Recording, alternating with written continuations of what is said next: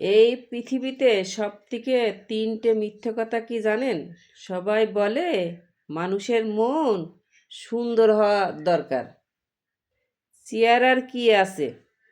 চেহারার থেকে মনের সুন্দরটাই আগে।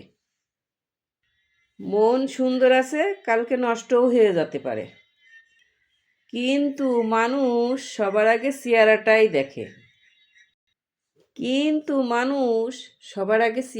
দেখে।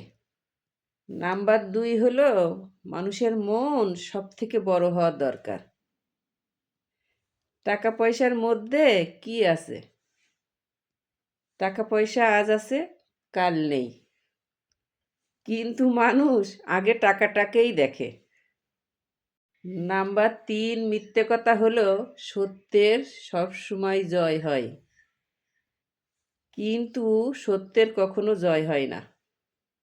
যার কাছে টাকা থাকে তারই সবসময় জয় হয়। আমার কথাগুলি যদি আপনার ভালো লেগে থাকে তাহলে একটু কমেন্টস করে যাবেন আর শেয়ার করে দেবেন। ধন্যবাদ।